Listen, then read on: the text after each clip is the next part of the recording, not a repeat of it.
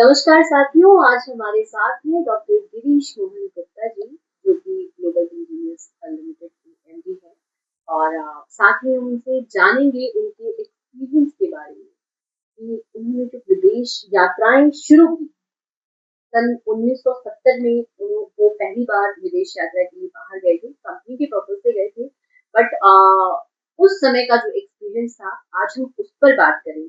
तो हमारे साथ है डॉक्टर गिरीश मोहन गुप्ता जी। चलिए उनका स्वागत करते हैं सर आपका। नमस्कार। सर, सबसे पहली बात कि जब आप 1970 में पहली बार विदेश गए, उस समय तो विदेश जाना बहुत मतलब बड़ी बात होती थी। रेयर होता था। कितनी बड़ी उपाधि मिल गई कि हमारे देश को छोड़ के दूसरी कंट्री में जा रहे हैं। करेक्ट। और आपको ये ऑफिशियल ट्रिप पे गए थे। तो ये ट्रिप कैसा था, किस तरह की तैयारी थी, क्या चल रहा था, उसके बारे में बताइए। मैं बताता हूँ। जब मेरी कंपनी जिसमें मैं काम करता था वो दिल्ली क्लॉथ मिल्स थी, DCM।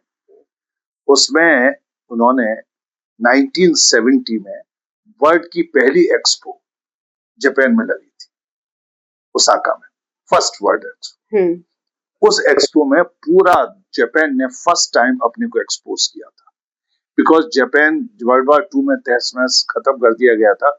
उसके बाद उसने इतना तेजी से तरक्की की कि वो एक्सपोज कर अपने को वर्ल्ड को एक्सपोजर देना चाहता था कि देखो हमने कितनी तरक्की की।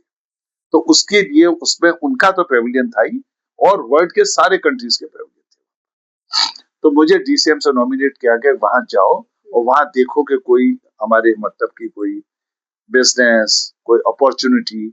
उसके अलावा हम चूंकि टेक्सटाइल मिल थी, तो उसके लिए बहुत सारे कंपोनेंट्स जापान से इंपोर्ट करते थे। उस समय टेक्सटाइल मशीनरी सबसे बढ़िया और सबसे ज्यादा जापान में बनती थी। तो जो लूम्स थे वो सब जापानीज थे, उनको बोलते थे Toyoda, TOY Toyoda. Toyoda looms थे, और वो जो है टोयोडा जापान। और उसमें उसके अलावा और भी टेक्सटाइल की मशीनरी बहुत सारी जापान से आई हुई थी। तो मुझे एक सप्लायर था, वो एक पर्टिकुलर, उसको शटल बोलते हैं, वो शटल सप्लाई करता था। शटल मतलब जो धागा लेके लूम में इधर से उधर जाती है, इधर से उधर जाती है। मतलब एक तो हॉरिजॉन्टल थ्रेड होता है, एक उसके वर्टिकल होता है। तो वर्टिकल जो शटल लेके चलती है इधर से उधर, हॉरिजॉन्टल ऑलरेडी बीम बना होता है पूरा, तो घूमता रहता है धीरे धीरे, जस्ट बुनता जाता है। तो उसके लिए जब मैं मुझे कहा कि वो तंग कर रहा है उसमें, तो आप उससे भी मिल लो। तो मैं जापान जब गया तो वो एक ऐसा एक्सपीरियंस था कि मैं कभी भूल नहीं सकता अपनी लाइफ में। उस जमाने में रेयरली लोग विदेश जाते थे, और मैं जा रहा था, तो मुझे सी ऑफ करने के लिए दिल्ली एयरपोर्ट पर पूरी एक bus with about 50 people came to see me off, और उन्होंने मालाएं पहना पहना करके ढेर सी ऑफ कर। ऑफिस के लोग आए थे। ऑफिस के लोग आए थे। देन मैं I went to Tokyo. Delhi से डायरेक्ट फ्लाइट थी टोक्यो की। टोक्यो पहुंचा। टोक्यो में हम जाकर के उसके बाद हमें एक होटल में जाना था, और उस होटल में होटल का नाम था प्रेसिडेंट होटल। वो जो जापान के जो किंग का पैलेस है उसके बिल्कुल अपोजिट होटल, रादर तब टोक्यो का सबसे बढ़िया होटल था। उसने मुझे रहने का इंतजाम किया गया था DCM। तो मैं उस होटल में पहुंचा, वहां से एयरपोर्ट से, मगर इतनी दूर था एयरपोर्ट से, मतलब सिटी, वहां पर I still remember it was minimum 80-90 kilometres. And then Japan की इतनी बुरी हालत थी ट्रैफिक की उस जमाने में, कि जैसे दिल्ली में हाल है, ऐसा हाल जापान का था उस वक्त ट्रैफिक का। तो वो एंड उन्होंने ये अनाउंस किया था कि वो पहली बुलेट ट्रेन लॉन्च करेंगे उन्हीं दिनों में, जो कि टोक्यो से ओसाका लेके जाएगी। इट्स अबाउट 350 किलोमीटर डिस्टेंस है, and will cover in 3 hours. उस जमाने में स्पीड बहुत होती थी, मानी जाती 120 किलोमीटर की स्पीड से। तो मैं जापान पहुंचा, और जापान पहुंच करके वहां की कुछ चीजों ने मुझे बहुत प्रभावित किया। एक तो उनकी कल्चर ऐसी थी कि वो बड़े हेल्पफुल थे, बहुत ही हेल्पफुल। मुझे कहीं जाना हो, लोकल टिकट खरीदनी हो, तो वहां सब कुछ जापानीज में लिखा होता। उस जमाने में इंग्लिश में कुछ भी नहीं होता था, एवरीथिंग इन जापानीज। तो इवन लोग इंग्लिश नहीं समझते थे, तो बड़ी मुश्किल में जो यंग यंग जनरेशन थी वो कैलकुलेटर लिए घूमते थे। वो ऐसे कैलकुलेटर थे जो लैंग्वेज को ट्रांसलेट कर देते थे। आप उसमें टाइप करिए और वो उसको करके समझ जाता था आपको क्या चाहिए, फिर उसी तरह जवाब देके ट्रांसलेट वापस इंग्लिश में करके आपको दिखा देता था, आंसर देता था। मगर देते बहुत, मतलब बड़ी ऐसी कौम मैंने नहीं देखी थी दुनिया, सोचा ही नहीं था कि जो आपको कोई चीज पूछ रहे हैं तो वो बाकायदे टेलीफोन बूथ पे जाके फोन करके, उसको नहीं मालूम है, आके बताएगा। और ये 1970 की बात है। 1970 की बात है। और उसमें मतलब ऐसा ऐसा ऐसा मतलब मैंने नहीं देखा जहां की, और ऐसे लोग थे कि अगर आपको लोकल टिकट कोई खरीदनी है तो आप गए तो वो थे जो ऑटोमेटिक टिकट डिस्पेंसर, उस पे आपने टिकट के लिए जैसे देखा तो कॉइन डालोगे आप टिकट आ जाएगी, या नोट डालोगे तो टिकट आ जाएगी, चेंज आ जाएगी। मगर वो सब जापानीज में था, तो आपको जापानीज की हेल्प चाहिए कि भाई मुझे इस स्टेशन जाना है, तो वो आपकी टिकट खरीदता था अपने कार्ड से, पास से, और फ्री में टिकट देके इंडिया अवर फ्रेंड, इंडिया अवर फ्रेंड, इतनी इंग्लिश बोलता था, इंडिया अवर फ्रेंड, और देके चले जाता था। तो मैं इस तरह से then I, since exhibition Osaka में लगी हुई थी और ओसाका करीब 350 किलोमीटर दूर था, तो मैं जिस दिन पहला बुलेट ट्रेन लॉन्च होनी थी, जापान ने बनाई थी सबसे पहले और वो पहली लॉन्च होनी थी, वो मैं इसी हिसाब से गया था, उससे 3 दिन पहले पहुंच गया था कि ओसाका में बुलेट ट्रेन से जाऊंगा, और बुलेट ट्रेन से टिकट बुक करा दी थी पहले एडवांस में, और उससे मैं बुलेट ट्रेन से ओसाका गया। तो वो भी ऐसा एक्सपीरियंस है जैसे अगर बाहर नहीं देखा तो पता ही नहीं लगता आप ट्रेवल कर रहे हैं। जो ट्रेन थी वो पटरी पे नहीं चलती थी, पटरी से उठ के चलती थी थोड़ी, तो एयर कुशन होता था, तो एयर कुशन में कोई झटका नहीं लगता। हाँ, तो दिस वाज द टेक्नोलॉजी। हाँ बिल्कुल, अगर आप बाहर मत देखिए तो आपको लगेगा कुछ कर ही नहीं रहे, आप बैठे हुए हैं बस। तो वो उसे करके जब मैं ओसाका पहुंचा तो ओसाका में भी हम एक होटल में ठहरे थे, वहां ठहरे, और उसके बाद में हमने वो एग्जीबिशन देखी। एग्जीबिशन में मैंने जापान का जो पेविलियन था उसमें बहुत टाइम लगाया, और जो इंडिया का पेविलियन था उसमें कोई खास नहीं था एक्सेप्ट अशोका रेस्टोरेंट था। तब जो अशोका होटल ने एक उसने रेस्टोरेंट खोला हुआ था, तो इंडियन फूड खाने को मिल जाता था। तो जब चाहते थे, I was there for 5 days, तो घूमते फिरते, एग्जीबिशन इतनी बड़ी थी एक दिन में नहीं देख सकते थे, खाना वहीं खाते थे, तो उसे करके देन आई, जब जापान का पेविलियन देखा तो आई वॉज सरप्राइज्ड। पहली चीज, उन्होंने फुल्ली ऑटोमेटिक कैमरे डेवलप, 1970 की बात कर रहे हैं। पोर्टेबल कैमरे, उससे पहले जो थे डब्बे होते थे कैमरे, वो बड़ा बॉक्स होता था कैमरे का, लेकिन उन्होंने पोर्टेबल कैमरे जो कि हाथ में लिए हुए, और हर जापानीज की पहचान ये थी कि वो गले में लटका करके कैमरा चलता था, यहाँ पीठ पे गर्दन से डाल के कैमरा लेकर के, मतलब ये एक ऐसी चीज थी जो दुनिया में और कहीं सिर्फ जापान नहीं की। उसके बाद उनके बहुत सारे नई नई चीजें देखी, बहुत नई नई चीजें उन्होंने वो दिखाई उसमें, और क्या क्या उनकी इन्वेंशन चल रही है और क्या क्या उन्होंने इन्वेंशन की है, सब उन्होंने एग्जिबिट की थी। और उस एग्जीबिशन को देखने के बाद 5 days, देन मैं 5 दिन का ट्रिप था आपका ये? नहीं, वो ट्रिप तो मेरा 10 दिन का था, ज्यादा, हाँ 11 दिन का था। तो उसमें क्या था कि 5 days तो एग्जीबिशन देखना था, और मुझे अपने कस्ट उससे मिलना, सप्लायर से मिलना था जो हमें शटल सप्लाई करता था, तो एक दिन उसके साथ जाना था, और मैं बाकी का 2-3 दिन घूमने के लिए टोक्यो में हमें कंपनी ने दिए थे। तो वहां पर जो दूसरा एक और सरप्राइज हुआ कि शाम को जो हमने 3 दिन का टोक्यो में टूर ले लिया था, गाइडेड टूर, जो कि क्योंकि इंग्लिश तो आती नहीं हमें, तो बिल्कुल पता, जापानीज आती नहीं, तो वो जो था टूर ऑपरेटर इंग्लिश में बात करता था, तो जापान दिखा दे, टोक्यो दिखा देगा और बता देगा। तो वो शाम को हमें डिनर पे ले गया, तो जिस रेस्टोरेंट में गए तो वहां एक सरप्राइज देखा, उसे कहा सेलेक्ट पार्टनर।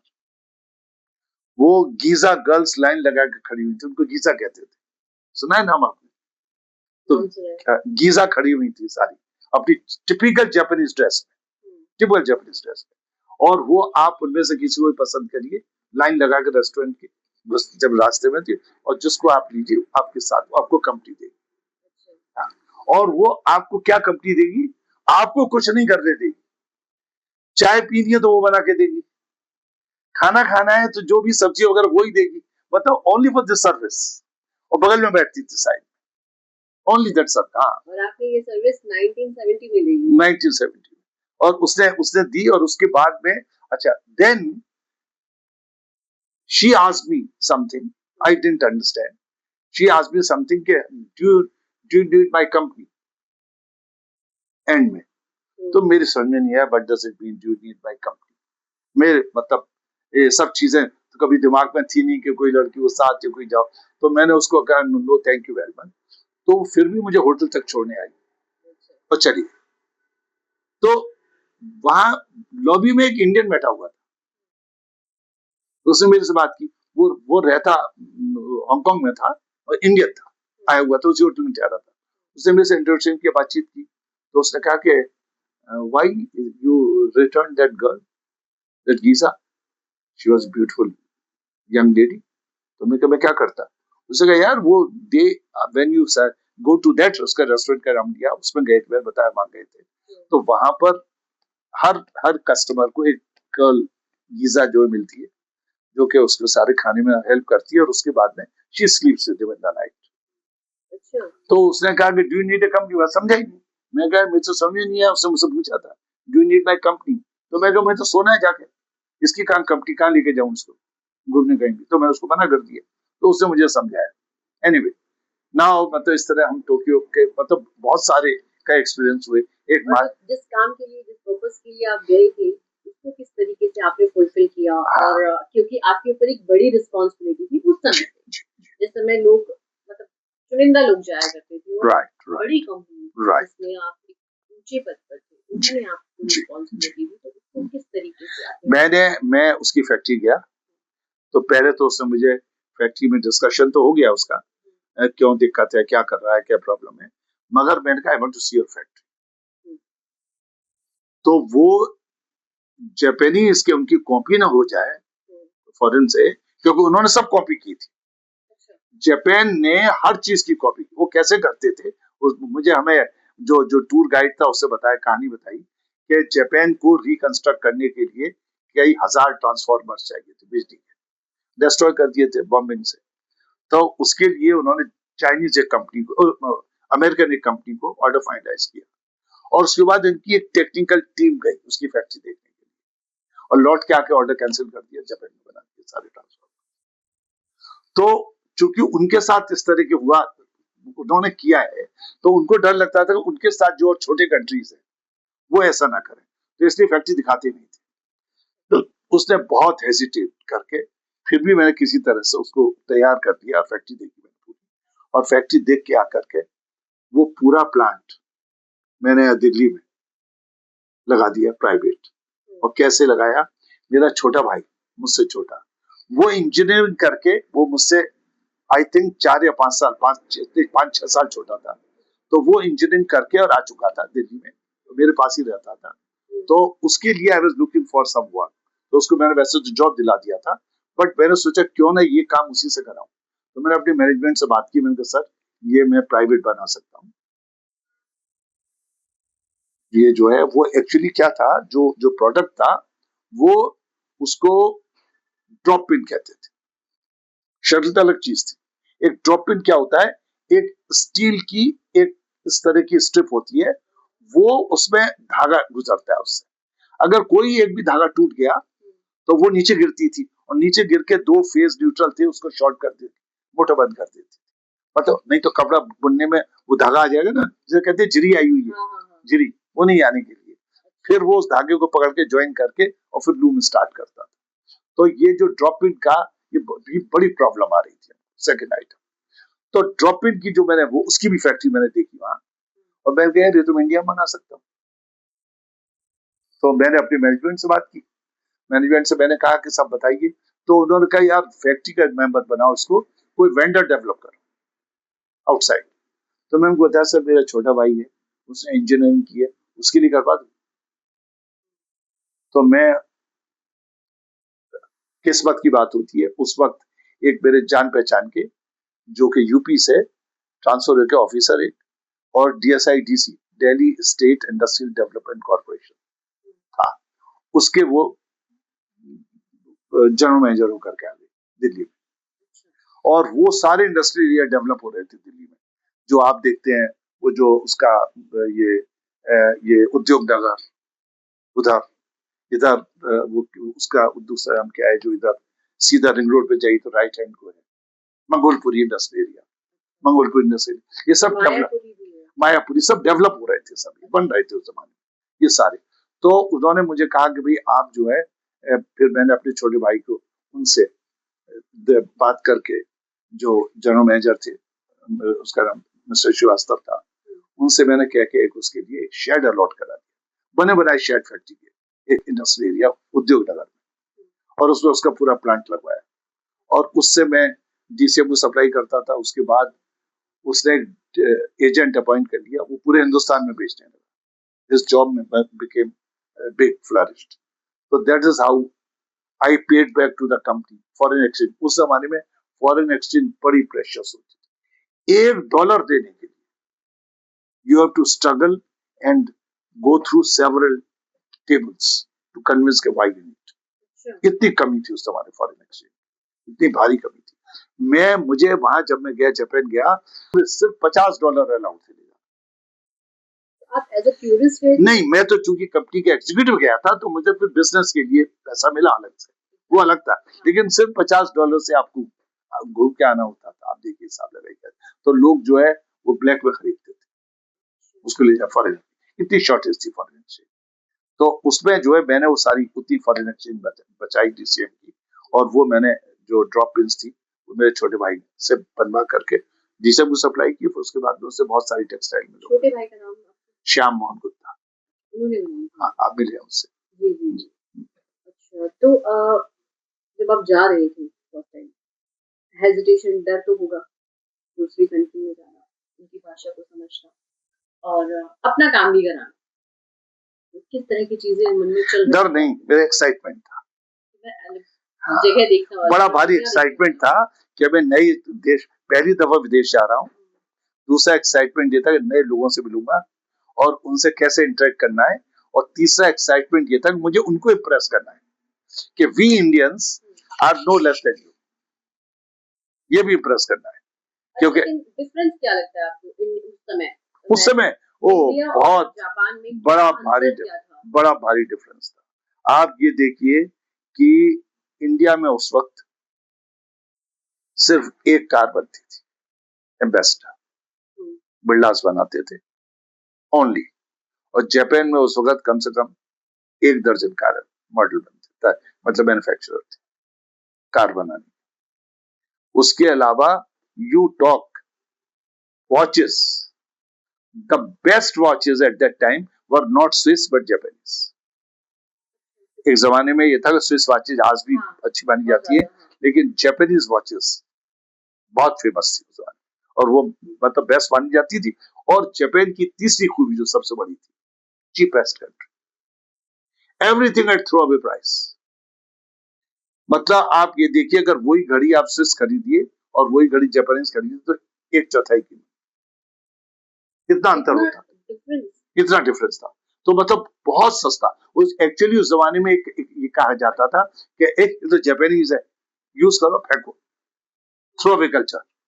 जापानीज प्रोडक्ट को इस्तेमाल किया, खराब हुआ फेंक दो, क्योंकि इतना सस्ता है। प्रोडक्ट के साथ हम कहते हैं कि तो चाइनीज प्रोडक्ट को भी बहुत ज्यादा ट्रस्टेबल नहीं माना जाता। ये उस जमाने में जापानीज का ही हाल था, जापान का। मगर उस 1970 के बाद में जापान ने अपनी इमेज चेंज की सारी, and then they started producing world's best car. उन्होंने मर्सिडीज और ये सारी BMW जो गाड़ियां थी, मर्सिडीज अमेरिका और ये सॉरी जर्मन कारें, इन सबको इन्होंने जापानीज कारों से रिप्लेस किया, और आधी कीमतों में कार सप्लाई करते थे, ऑफ द प्राइस। क्योंकि वहां दो चीजें थी, एक तो लेबर बहुत सस्ती थी, और दूसरी बड़ी मेहनती लेबर थी।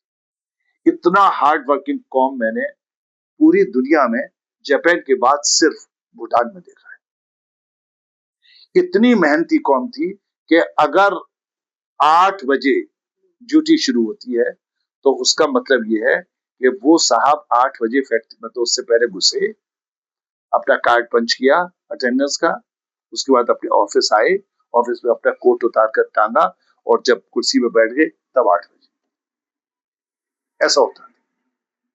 अच्छा, उस समय आप जब बाहर हमारी कंट्री से बाहर गए, तो उस विदेश यात्रा ने आपके अंदर किस तरह का कॉन्फिडेंस बढ़ाया कि आपके काम में, मतलब हमने जो आज हम रोज देख रहे हैं उसको पुश किया उस समय पे? एक तो प्रोडक्टिविटी और एक क्वालिटी। मैं 2 चीजें वहां से सीख के आया कि वहां जो प्रोडक्टिविटी थी, हर हर टाइप के प्रोडक्शन में जो भी था, वो, जैसे फॉर एग्जांपल इंडिया में एक लूम पर एक शिफ्ट में 20 गज, उस दौरान में गज होते थे, 20 गज कपड़ा बुना जाता है, तो वो 40 बुनते थे 8 घंटे में एक लूम पर। इसी तरह से हर चीज में उनकी प्रोडक्टिविटी बहुत हाई थी, बहुत हाई थी। वो क्वालिटी उन्होंने धीरे धीरे, एक जमाने में क्वालिटी अच्छी नहीं थी उनकी शुरू में, बट उसके बाद में धीरे धीरे दे बिकेम द बेस्ट। तो ये जापान, जो शुरू में क्वालिटी अच्छी नहीं थी, Japanese product were like Chinese product, throw away, use करिए, फेंक दीजिए उसको, क्योंकि सस्ते भी इतने थे, बहुत चीप होती थी जापान से। उसके बाद अब नेक्स्ट जो आप विदेश यात्रा के लिए गए, किस कंट्री में गए और वो एक्सपीरियंस क्या था? मैं गया स्विट्जरलैंड। मुझे एक मशीनरी इंपोर्ट करनी थी। उस जमाने में टेरी टॉवल्स, जो अभी टॉवल आती है जिसमें धागा ऊपर निकला रहता है ना, एक तो उनको ड्राई होती है पतली वाली, और एक वैसी, उनको टेरी टॉवल बोलते हैं, जिसमें धागा निकला होता है, लूप बने होते हैं। तो वो टेरी टॉवल्स स्विट्जरलैंड ने सबसे पहले उसके लिए मशीन बनाई थी, टेरी टॉवल लूप्स, जो कि टेरी टॉवल बनाते थे, और डीसीएम इंट्रोड्यूस करना चाहता था टेरी टॉवल। तो हमने कुछ उनके लिए 10 मशीनें ऑर्डर की, वो लूम्स थे। तो हम ये कह सकते हैं कि इंडिया में उससे पहले टेरी टॉवल्स नहीं बनते थे। मैं गया और मैं उनको मशीनों को मैंने इंस्पेक्ट किया, ऑर्डर वगैरह सब पहले हो चुका था, मेरा काम सिर्फ इंस्पेक्शन का था और समझने का कैसे चलेगा क्या है, और ये करके मैं उसके बाद वापस आ गया। मगर स्विट्जरलैंड जब देखा, it was very beautiful, it was, के पर्पस से ज्यादा सुंदर है। हाँ बहुत सुंदर है, यू आर राइट। तो और कंपनी जब आपने विजिट की तो वहाँ पे क्या समझ में आया आपको, किस तरीके का वहाँ का काम करने का तरीका है लोगों का इंडिया के कंपेयर में? इंडिया के कंपेयर में, उस जमाने में इंडिया में काम की कोई कल्चर ही नहीं थी। सिर्फ जब हम कल्चर की बात करते थे तो ये कहते थे यहाँ तो सिर्फ agriculture, there was no culture. कोई सिवाय इसके कि आप प्रेशर से काम करा लीजिए। जैसे टेक्सटाइल मिल में वर्कर है, तो वर्कर को आपको एक इंसेंटिव देनी होती थी कि तब वो काम करता था, कि तू अगर आज दिन में लूम है, मान लो जो भी है उसके प्रोडक्शन में, कि इतना प्रोडक्शन ज्यादा करेगा तो तुझे इसके लिए इंसेंटिव मिलेगा, तब काम कराते थे। अगर इंसेंटिव नहीं है तो उससे आधा ही काम करेगा।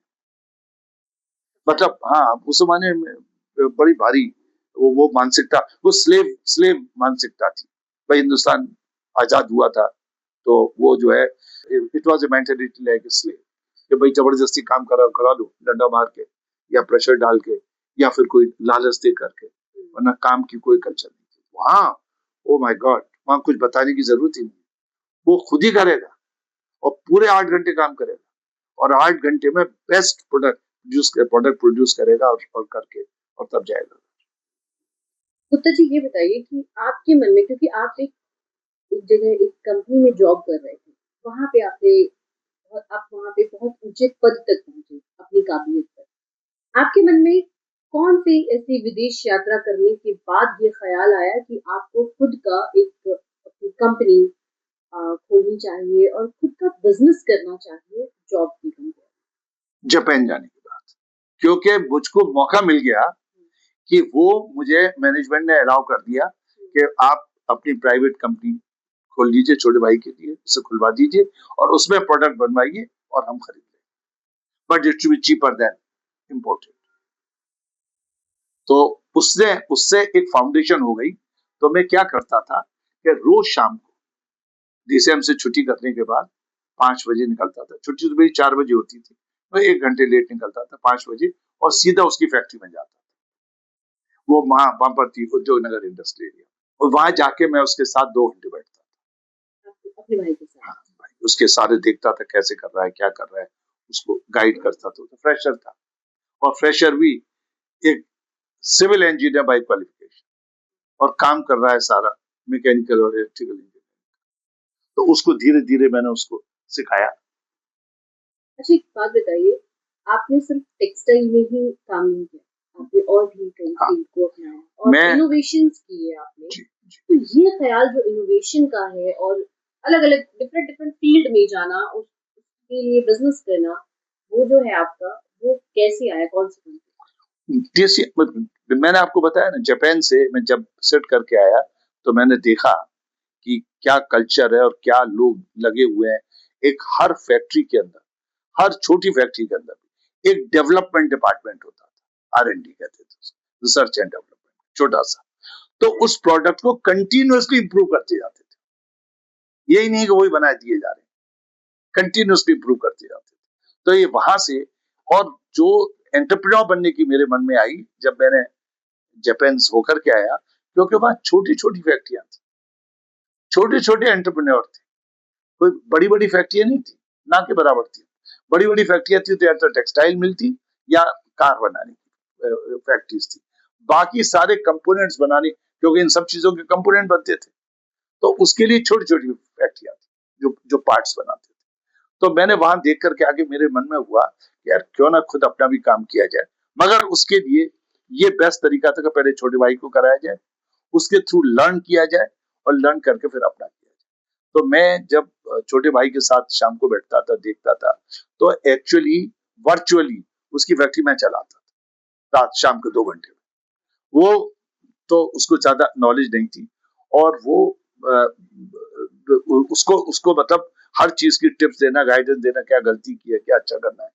उसके बाद फिर मैं, मुझे एक मेरे बहुत तेजी से प्रमोशन हो रहे थे, तो मैं एंटरप्रेन्योर बनने की सोच नहीं, मतलब बस मन में बड़ी स्ट्रांग डिजायर थी, मगर मैं बनने की सोच नहीं पाता था, क्योंकि हर 2 साल में प्रमोशन हो जाता, हर ऑल्टरनेट ईयर प्रमोशन हो जाता, और ऑल्टरनेट ईयर में भी जो 1 साल बीच में बचा है उसमें स्पेशल इंक्रीमेंट मिल जाता।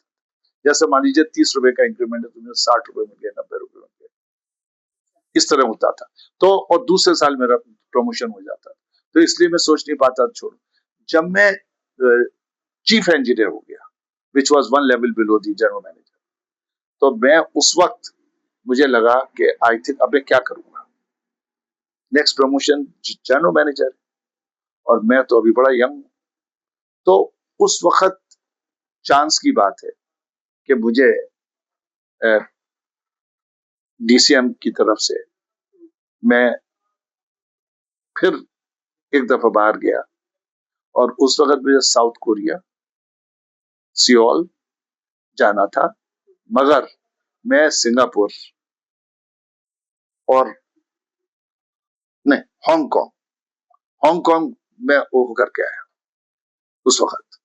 तो मैंने उसमें देखा, साउथ कोरिया में, मैं सियोल में था जो राजधानी है, कैपिटल, वहां मैंने देखा बड़े छोटे छोटे एंटरप्रेन्योर हैं, बस सिर्फ दुकानें ही खोली हुई हैं और काम हो रहा है, मतलब फैक्ट्री लगी हुई है, वो छोटे छोटे एंटरप्रेन्योर। और माय गॉड, तो मैं बड़ा अचंभित हुआ। मैंने कहा देखो ये कैसा कर रहे हैं। तो उसके बाद में जब मैं लौट करके आया तो 1979 में एक हनोवर में, जर्मनी में एक फेयर लगता है, इंजीनियरिंग फेयर, वर्ल्ड का सबसे बड़ा, एवरी ईयर एनुअल। तो और उसका थीम होता है, उस साल उसका थीम था एनर्जी कंजर्वेशन। तो मैंने DCM में एनर्जी कंजर्वेशन पे बहुत काम किया था। मैंने उनकी टेक्सटाइल में कॉटन के बाद जो दूसरा बड़ा एक्सपेंडिचर है वो यूटिलिटीज पर होता है, मतलब स्टीम, वाटर, पावर। इन तीन चीजों पे मैंने अप टू 30% रिडक्शन किया कंजप्शन, जिसकी वजह से फैक्ट्री में जो प्रॉफिट होता था वो आधा मेरी वजह से होता था, इसलिए मुझे इतनी तेजी से तरक्की मिल रही थी। तो वो मैंने वहां पर ये किया, एनर्जी कंजर्वेशन पर मैंने बहुत काम किया। तो मेरे जो चेयरमैन थे कंपनी के, उन्होंने मुझे कहा इस साल हनोवर के फेयर का थीम है एनर्जी कंजर्वेशन, तो why don't you right A paper, मैं फॉरवर्ड करूंगा। अब वो जो है उसको मैसे बोलते थे, मतलब एग्जीबिशन अथॉरिटीज। तो मैंने लिखा पूरा, मैंने क्या किया, उन्होंने फॉरवर्ड किया, वहां से मुझे कॉल आ गया एज ए स्पीकर, और मुझे बिजनेस क्लास की आने जाने की टिकट और 5 दिन का होटल का स्टे सब हो गया। मैं दौड़ा दौड़ा चेयरमैन के पास गया, डॉक्टर वर्तम के पास, मैं उनको दिखाया, सर मुझे मिल गया। अरे वाह, वेरी गुड, कॉन्ग्रेचुलेशंस। तो कैसे जा रहे हो तुम? मैंने कहा, सर मैं जा रहा हूँ। अकेले जा रहे हो? मैंने कहा क्यों, वाइफ क्यों नहीं लेके जा रहे? मैंने कहा सर मैं कांट अफोर्ड, तो इतने पैसे चाहिए किराए के उसके। उस जमाने में ऐसा होता है, तनख्वाह मिलती सब खत्म हो जाती, कुछ सेविंग कुछ भी नहीं थी। लेकिन आपने टेक्सटाइल के बाद फेंसिंग की तरफ भी मूव किया। हाँ, तो एक काम जिसमें आपका एक्सपीरियंस बहुत ज्यादा था, उसके बाद दूसरी चीज पर स्विच करना ये मुश्किल काम होता है, क्योंकि आपको उतनी नॉलेज नहीं होती, क्योंकि आप इंजीनियर हैं। तो अ, ये आपके लिए शायद उतना मुश्किल ना रहा हो, लेकिन फिर भी अगर हम जिस चीज में हमारे पास एक्सपीरियंस ज्यादा है उससे हम दूसरे काम की तरफ अगर स्विच करते हैं या हम अडॉप्ट करते हैं उसको, तो परेशानी आती है। ये जो चीज आपने सीखी समझी, फेंसिंग फेंसिंग का काम करना चाहिए, तो ये कहाँ पे आपको किस कंट्री में? पहली पहली चीज तो मैं आपको ये बता दूं, मैं डीसीएम में इन चीजों के लिए मशहूर था।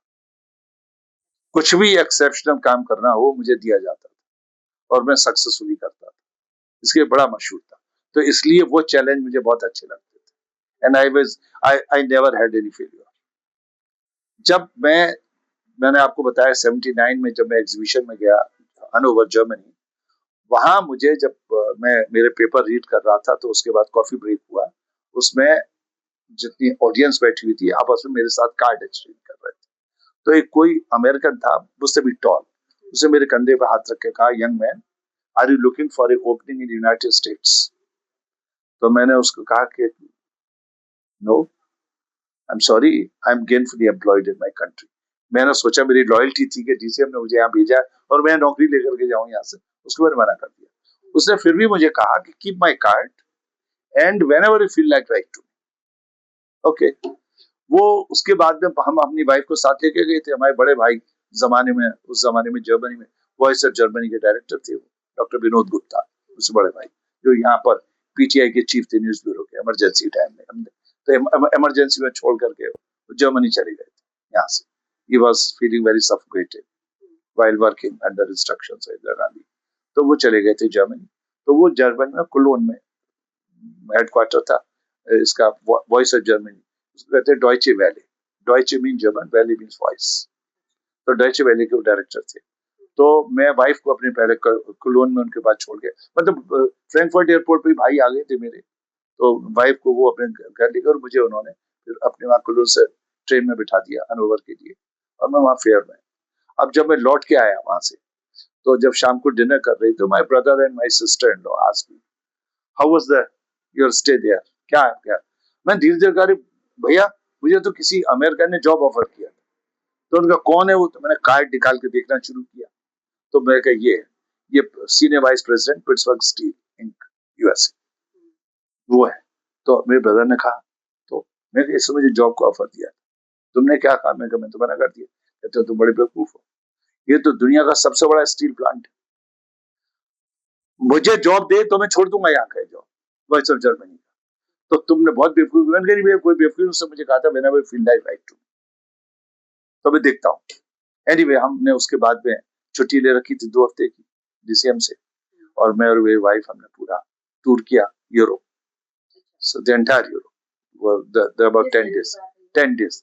ये है 1979, 79।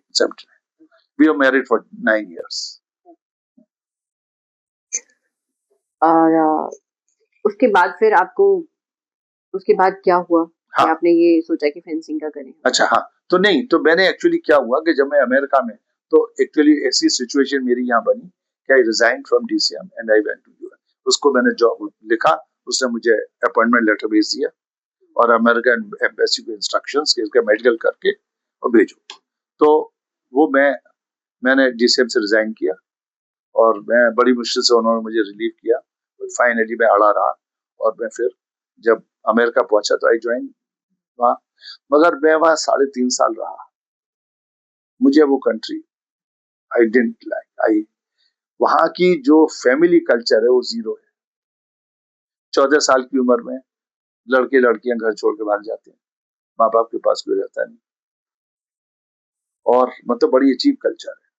तो वहां मैंने रियलाइज किया कि मुझे यहाँ, मैं तो बहुत, हाँ मैं सर्वाइव कर पाऊंगा। तो मैंने सोचा मैं अगर वापस चलता हूँ तो नौकरी तो करूंगा, अब कोई बिजनेस करूंगा तो क्या करूं।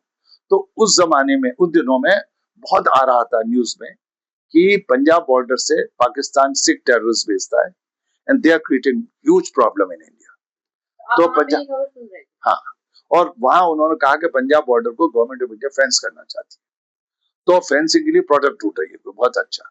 तो बाढ़ बाढ़ तो कट जाती है। तो मैंने देखा कि जब मैं वहां पर था पिट्सबर्ग में, तो मैं पेंटागन जाना होता तो कोई इनके लिए स्पेशल स्टील डेवलप कर रहे थे।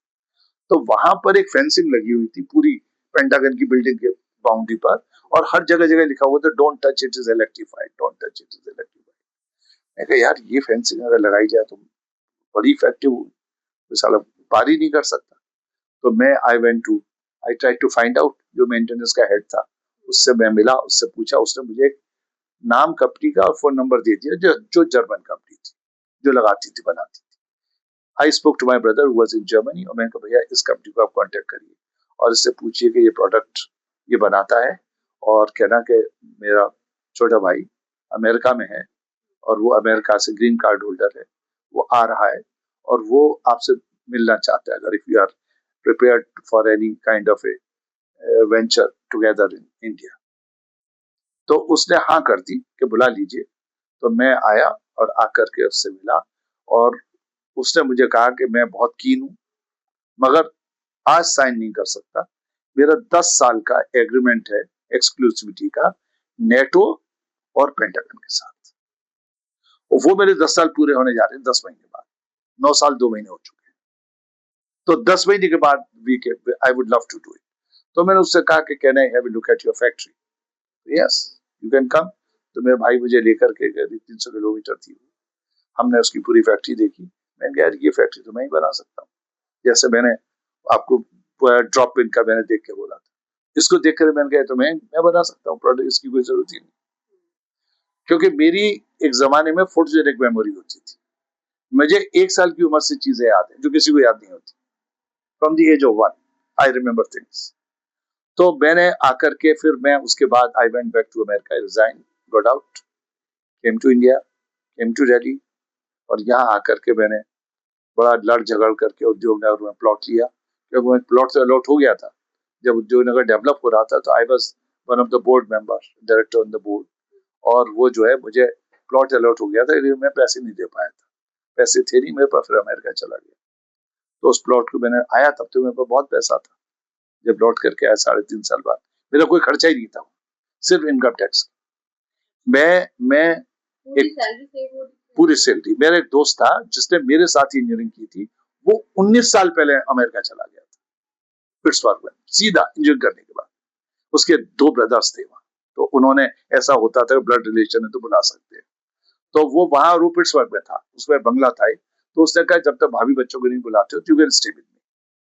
तो मैं उसके फर्स्ट फ्लोर पर, 3 रूम्स थे, एक रूम मैंने ले लिया, और उसने कहा मेरे पे गाड़ी खाली है, स्पेयर है, तुम कार भी ले आ सकते हो। और सुबह का ब्रेकफास्ट और लंच फैक्ट्री में होता था, पिट्सबर्ग स्टील में, और डिनर हम जब लौट के आते थे तो उसकी वाइफ इंडियन रेस्टोरेंट चलाती थी शहर में।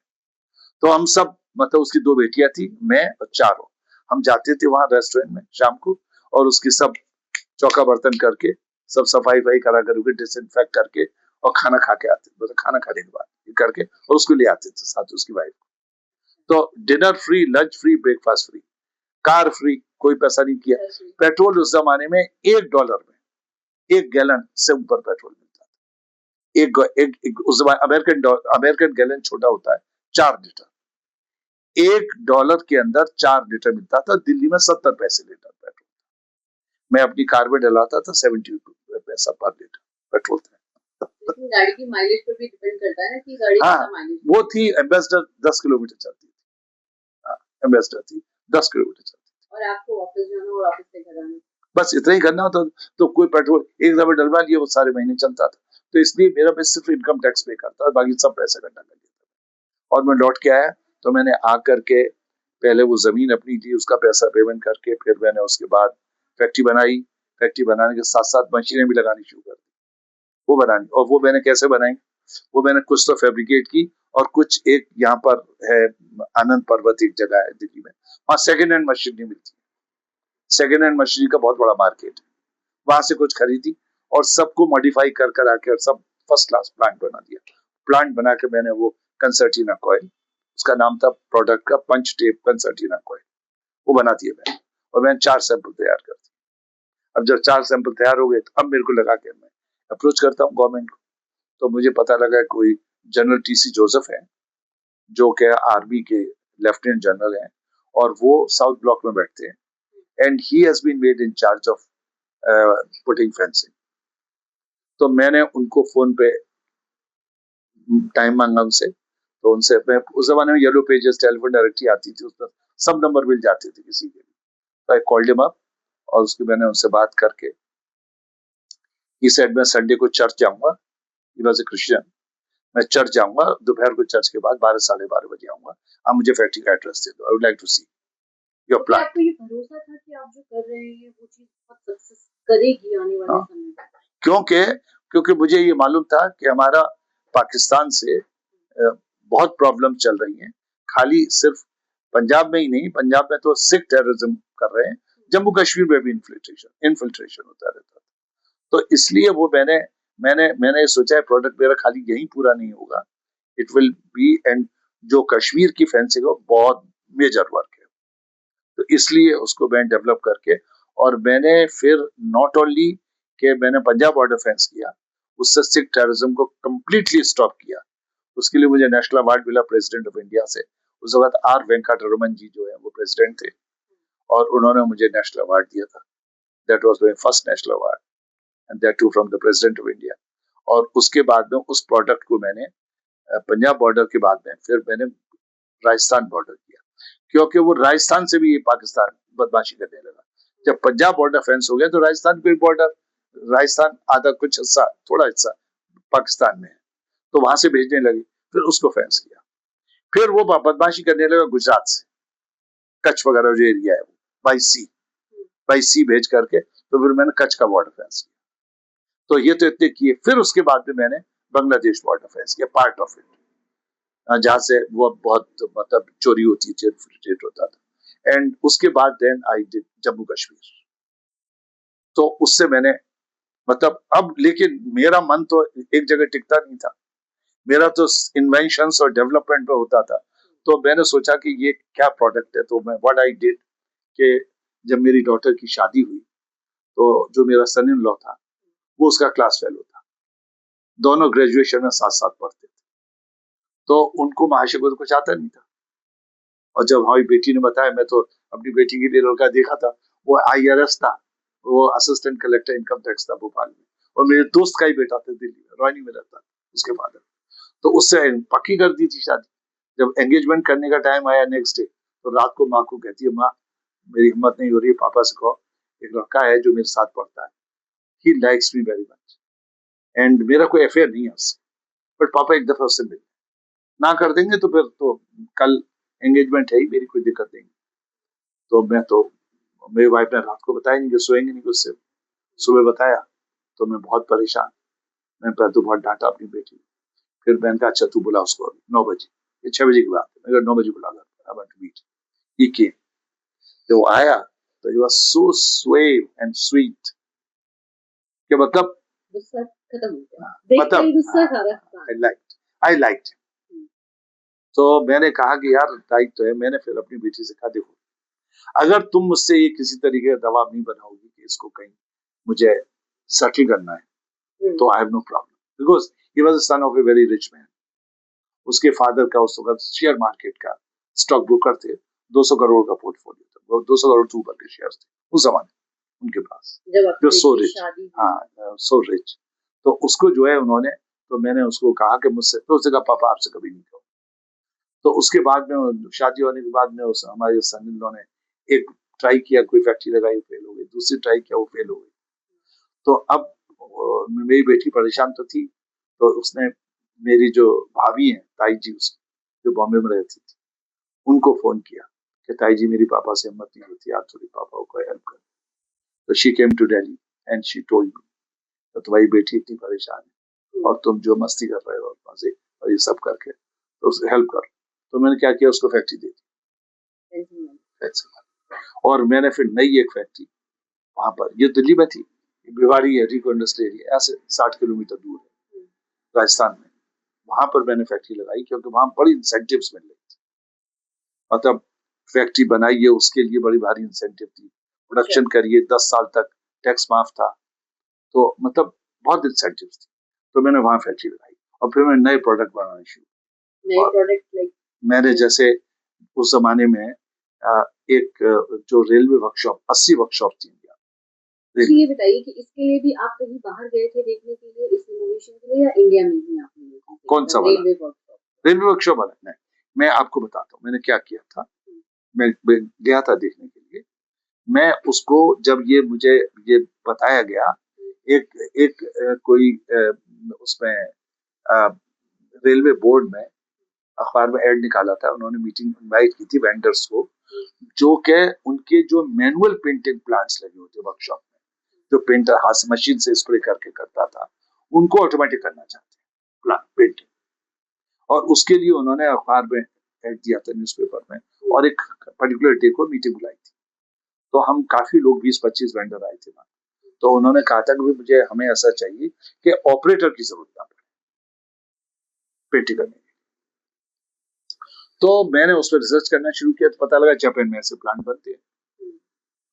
तो जापान में मैंने, अब कैसे करें उस प्लांट के लिए कि वो ये ऑटोमेटिक मैं वहां देख सकूं। तो मैंने जापान की कंपनी को कांटेक्ट किया और उसको मैंने कहा कि मैं एक प्लांट देखना चाहता हूँ। तो उसने कहा कि हमारा एक प्लांट गुड़गांव में लगा हुआ है, जो कोचेस नहीं पेंट करता, छोटे कंपोनेंट पेंट करता है, मगर प्लांट वही होगा, साइज बड़ा होगा। हाँ, तो ये प्यूरोलेटर एक कंपनी है जो फिल्टर्स बनाती है ऑटोमोबाइल, बड़ी भारी बहुत बड़ी कंपनी थी। तो वो जो है हर तरह की कार, मोटरसाइकिल, डीजल इंजन के फिल्टर्स बनाती थी। तो वो प्यूरोलेटर में उन्होंने लगाया हुआ था प्लांट। तो मैं वहां गया, देख करके आया। मैंने देखा अभी नहीं आ रही, तो मैं ही बना दूंगा। आपने देखा और सिर्फ हाँ, उसको बना बस दिया? बस मैं बना दूंगा। तो मैंने जो पहला एक, मैं गया रेलवे बोर्ड में, जहाँ उनसे मिला चेयरमैन से, मैं इनको बताया कि सर मैं आपको लगा दूंगा प्लांट, आप बताइए कहाँ लगाना है। तो उन्होंने कहा कपूरथला हमारी वर्कशॉप है, वहां लगाइए। और मैं जो है उसमें, उन्होंने बड़ी टाइट पेमेंट टर्म्स रखी थी कि भैया कामयाब होना चाहिए। तो मैंने उसको बनाया, डिजाइन खुद किया, लगाया, और वो कामयाब हो गया। और कामयाब होने के बाद तो मुझे, मेरे ख्याल से 28-29 वर्कशॉप्स में लगाया मैंने। मतलब सारी वर्कशॉप में पेंटिंग नहीं होता, अगर मोस्ट ऑफ दी वर्कशॉप में जहाँ पेंटिंग होता है, वैसा ऑटोमेटिक पेंटिंग प्लांट मेरे ही लगे। अच्छा, पेंटिंग प्लांट के बाद आपने फिर, क्योंकि मैंने ये देखा कि आप जितने भी अपने इनोवेशंस कर रहे थे या जितनी भी फैक्ट्री लगा रहे थे, ये देश को कंट्रीब्यूट किया है। जी। तो आप क्या देश की जो मौजूदा प्रॉब्लम्स हैं, हालात चल रहे हैं, उसको देख करके इनोवेशंस और अपने बिजनेस को करते हैं, या सिर्फ रैंडम किया? नहीं, मैं जब अमेरिका से वापस आया, तो देश सेवा मेरे ऊपर सबसे ऊपर थी हावी, कि अगर मैं टेररिज्म को रोकने में कामयाब हुआ, तो मेरा एक बहुत बड़ा कंट्रीब्यूशन होगा देश के लिए, and I would be able to pay back to society. तो वो मेरा जो था, वो वहीं से मेरे दिल में और दिमाग में देश के लिए था। और उसके बाद में मैंने, मेरे most of my innovations are from that point of view, कि वो जो है देश के लिए वो समर्पित होनी चाहिए, और देश में कुछ ना कुछ उससे इम्प्रूवमेंट होना चाहिए। तो that's how I kept on. अच्छा, उसके बाद हमने और भी बहुत कुछ देखा जो आपने देश के लिए किया है, और वो गोल्डन्स तक आप जा चुके हैं। साइंस, मतलब आप कह लीजिए कि आ, आपका जो कंट्रीब्यूशन है हमारी आर्मी को, हमारी डिफेंस को, एक एक लंबे समय से आपने अपना जो जीवन है वो कंट्रीब्यूट किया है।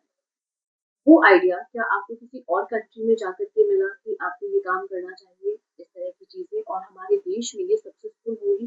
क्योंकि देखिए बिज़नेस करने का मतलब कंट्रीब्यूशन भी होता है और व्यक्ति को अपना भी प्रॉफ़िट निकालना होता है कि वो जो मेहनत कर रहा है, उसकी मेहनत को एक तरीके से इनाम होता है अगर उसे कुछ मिले। तो आपको क्या लगा आपके जीवन में जब मैं आपने ये आपको किया? बताता हूँ, पहली चीज तो मुझे रिस्क लेने का बहुत अच्छा लगता था, रिस्क लेना बहुत बहुत अच्छा लगता था, जो मैं आज एन्जॉय तक करते लेता हैं। था। हाँ, एंजॉय करता हूँ। तो जब मैंने रिस्क लिया, अमेरिका गया, सब लोग मुझे मना कर रहे थे, कह रहे थे तुम in the history of DCM you are the youngest general manager, and तुमको क्या तकलीफ है, क्या परेशानी है, तुम क्यों जा रहे हो? तुमने इतनी यंग एज में, मेरा पश्चिम बिहार में 400 गज की कोठी है, वो मैंने उसी दिनों में, उन्हीं में, मतलब लोन लेकर के LIC से, और मैंने वो पूरा का पूरा वो बनाया था 400 गज की। तो उन्होंने कहा यार तुम्हारे पास जो यहाँ यहाँ दिल्ली में इतनी आसानी से लोगों को नहीं मिलती, यू गॉट एवरीथिंग, तुम्हारे बच्चे यहाँ अच्छे टॉप स्कूल में पढ़ रहे हैं, और ये सारा तुम क्यों छोड़ के जाना चाहते हो यहाँ से? तो मैंने उनको यही बताया कि मैं वहां से कुछ ना कुछ टेक्नोलॉजी लेकर के आऊँ, दैट्स वाई। और मैं दिन रात यही सोचता रहता, क्या कर सकते, क्या कर सकते, क्या कर सकते, and then this idea came to my mind. शुरू में तो कुछ समय तो सेटल होने में लगा, फिर उसके बाद जब ये सोचना शुरू किया, तो फाइनली मुझे रिस्क लेना बहुत अच्छा लगता है। इस उम्र में भी मैं रिस्क लेता हूँ। डर तो मैं होगा अंदर की मैं कहीं खराब हो मैं गया तो नुकसान बहुत मैं ज़्यादा होगा। मैं अब मेरा एक दोस्त है अमेरिका में, मेरे बचपन का सबसे जिगरी दोस्त है, वो आता रहता है। अब आना कम कर दिया उसने, तो वह हर साल आता था। वो 1.5-2 महीने हमारे पास यहाँ रहता था, हम 1 महीने में हम रहते थे अमेरिका उसके पास, एवरी ईयर का रूटीन था हमारा। तो वो आता था, तो हम एक दफा, याद है मुझे, केरला घूम रहे थे, तो केरला में एक दफा देखा कि वो एयर बैलून उड़ रहे हैं। एक वो है, लेक है, और लेक पर किनारे से एयर बैलून में लोग उड़ रहे हैं बैठ करके उसको जाकर। तो मैंने कहा, जिस कार में से हम ट्रेवल कर रहे थे हाईवे पर, मैंने उसको रुकवाया, मैंने कहा भाई I have to go to washroom, तो जरा रुको। और मैं धड़ से नीचे उतरा, उसमें बैठ के एक चक्कर लगा के आया, और सब तो देख रहे हैं, पूरा उड़ करके पूरा वो करके आ गया। And now my wife was very angry, कुछ हो जाता तो यहाँ क्या होता, या कैसे करते।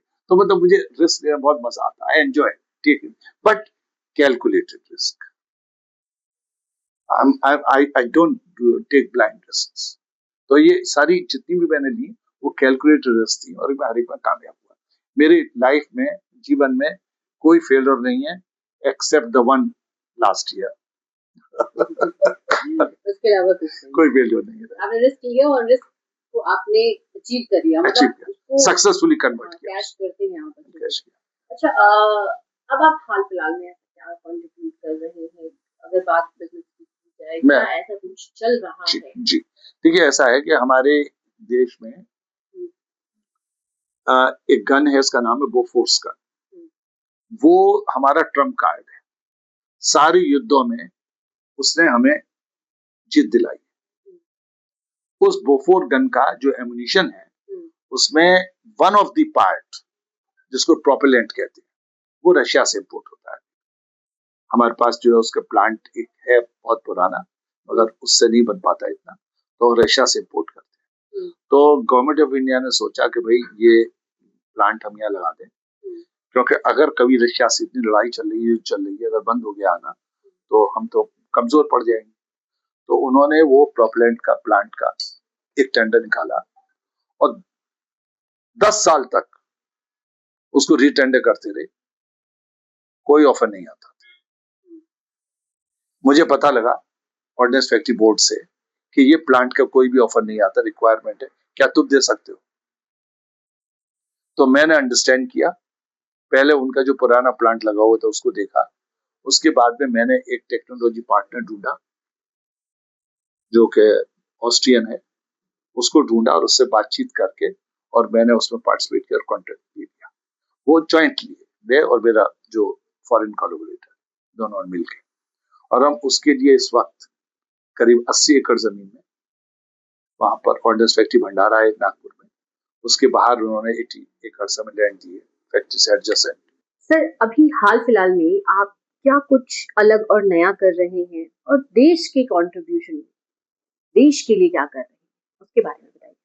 मैं एक ऑर्डिनेंस फैक्ट्री भंडारा है नागपुर में, वहां पर एक प्रोपेलेंट प्लांट लगा रहा हूँ with the assistance of technical assistance of a European technology partner.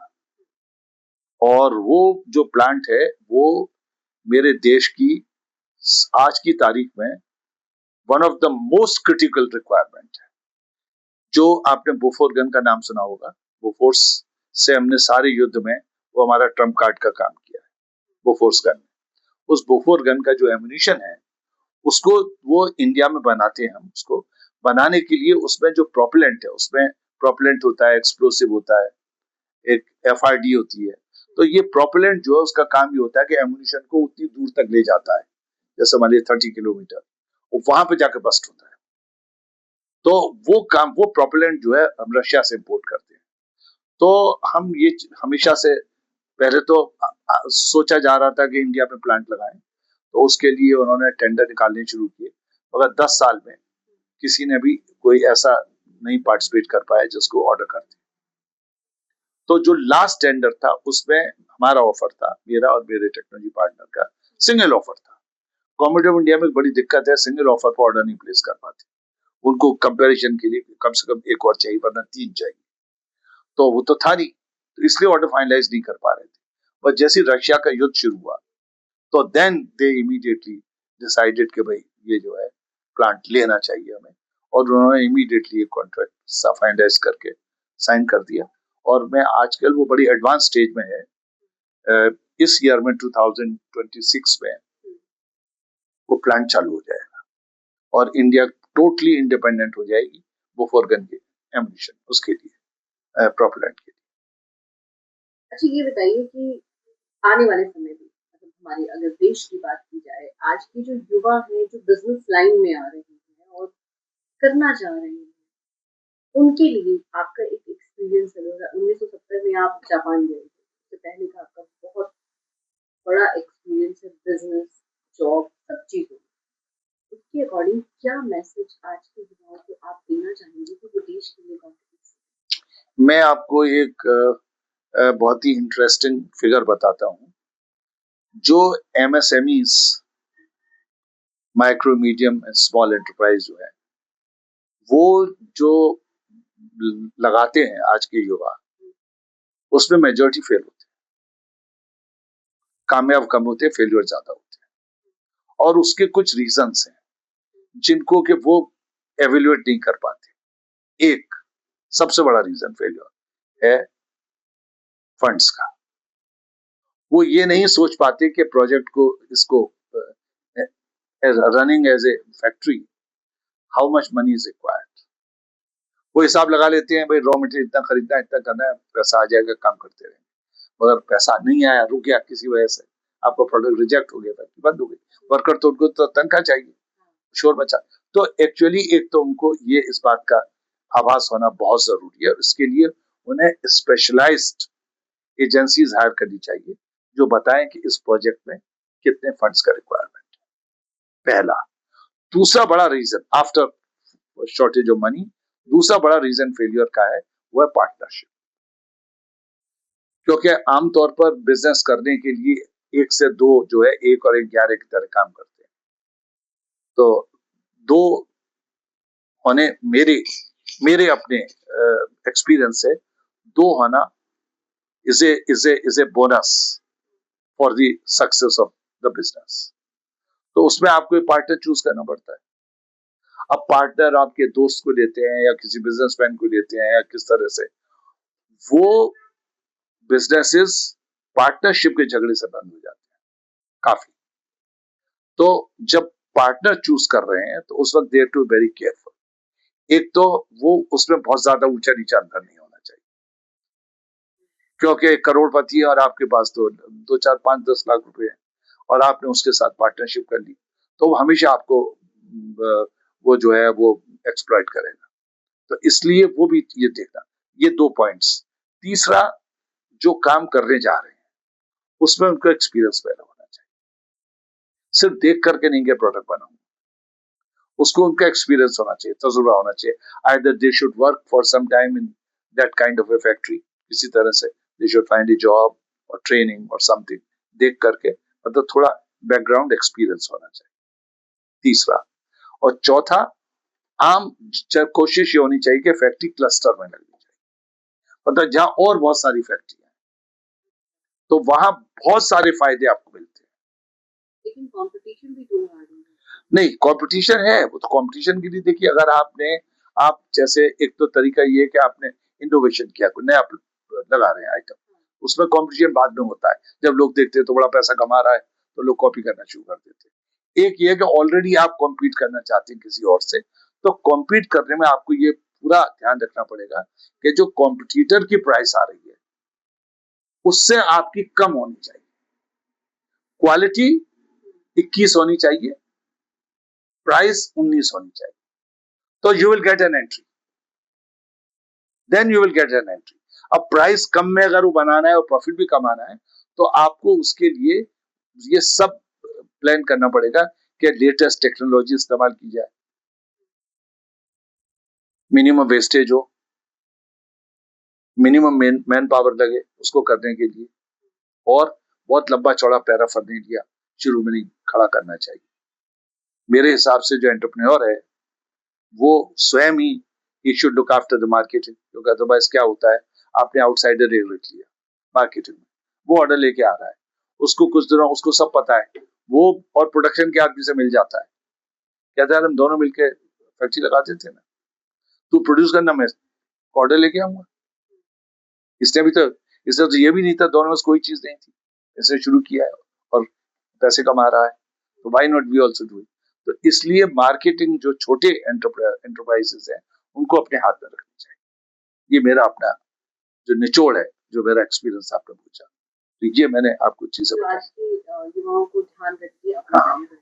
Ji, doctor Girish Mohan Gupta ji, आपने अपनी जर्नी, अपनी विदेश यात्रा के बारे में बहुत ही विस्तार से जानकारी हमें, हमारे दर्शकों को दी। आई होप उन्हें ये चीज बहुत ही इंस्पिरेशन देगी, आगे कोई भी बिजनेस को करना चाहते हैं, किसी भी फील्ड में जाना चाहते हैं उसके लिए, क्योंकि हम दूसरों की कहानी से ही सीखते हैं कि हमें क्या करना है। जी, कहीं ना कहीं आपको कई चीजों में पहले ही, क्योंकि आप वो धोखा खा चुके या आपने वो चीज झेल लिया और आप तब बता रहे हैं, तो सामने वाला पहले ही सतर्क हो जाता इसके बारे में एक सेइंग है, the cheapest way of learning is to learn from others failures. है। बिल्कुल सही कहा। And thank you so much. Thank you very much, thank you.